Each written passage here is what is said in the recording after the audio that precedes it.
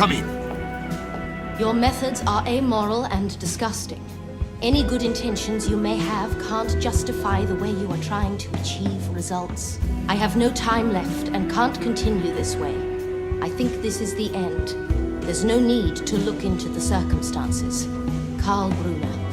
I should head to meet up with Uli, and hopefully Dr. Zox. Lieutenant, look, I understand a man is dead, and you've got work to do. But I'm not going to tolerate constant disruption day in and day out. My workload has doubled, and I don't have time for this. I've been highly cooperative and helpful, but you've exhausted my patience. You're looking for answers in the wrong places. Are you done? We've uncovered several pieces of evidence, and somehow you're always involved. Of course I'm involved. He was my colleague. Partner in crime? What? Care to explain yourself? That hiding spot is news to me. It must be Carl's. Yes, nobody else had keys to the office. We'll see about that. Noah, call Dirk over. He'll dust for fingerprints. Unless... Want to save us some time and confess, Doctor? I've got nothing to confess to. Let's try a different angle. Anna, please hand Dr. Zox the full note.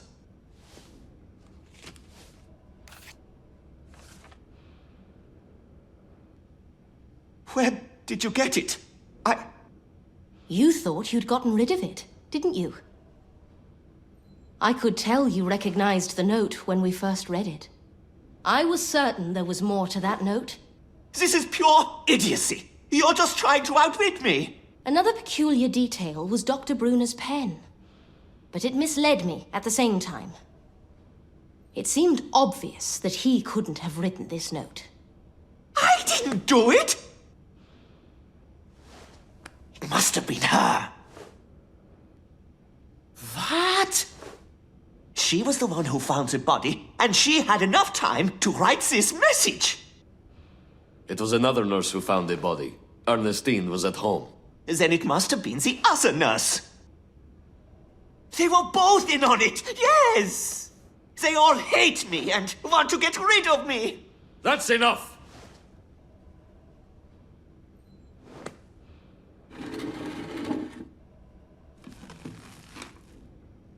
Thank you, Uli.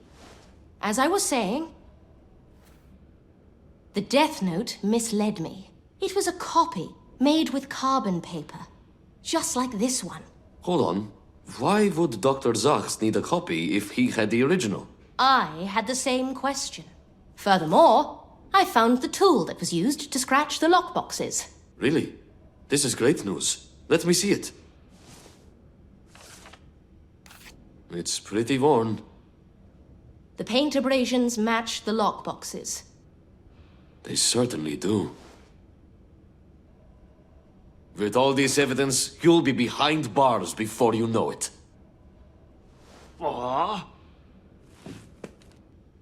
Anna, how could we have missed the all when we first searched the place?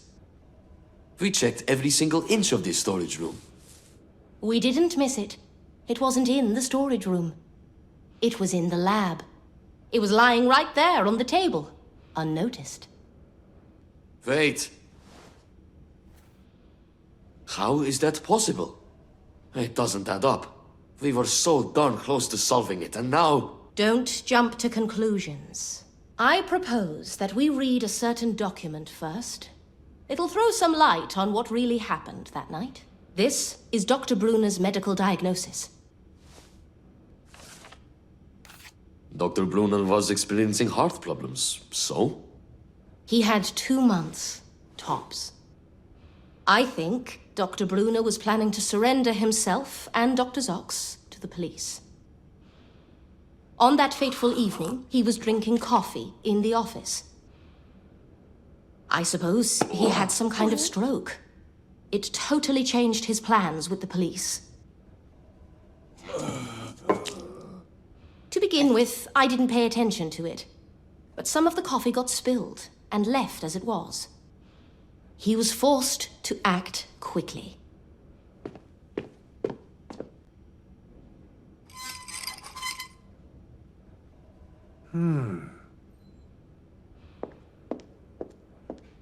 Going against all his morals as a doctor, he decided to choose when he would die, and to use this opportunity to stop his old friend once and for all. It was pretty easy to come up with a plan. The biggest problem was creating evidence that would point to an imaginary killer. He couldn't just write a death note with the name of the killer. If Dr. Zox were to find it first, he could just destroy the evidence. The plan was very risky, but I guess he thought he didn't have any other choice.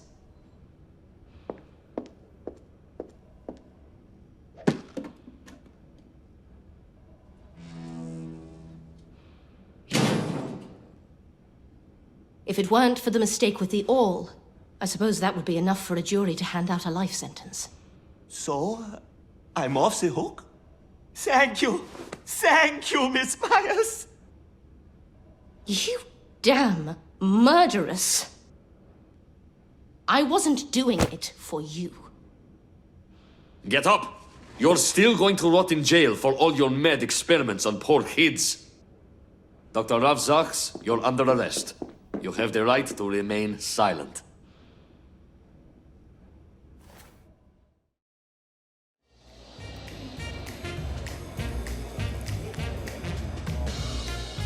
So, what's your life like when you're not solving mysteries?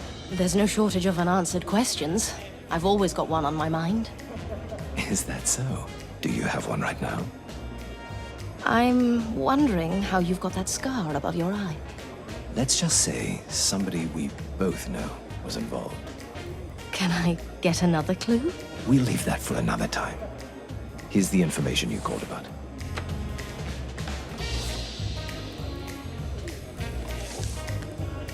How did you As I said before, Anna, there's more to me than you think.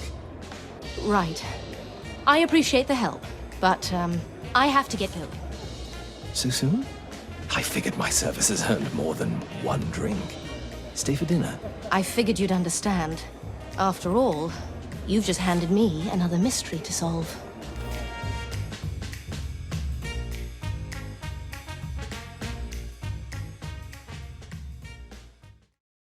Its claws, a tail that is fluffy, a head that tilts right and then left when the tummy is hungry. Stay a while inside my office, I'll get you some milk and some fish while I sip on a coffee. Oh, Amy.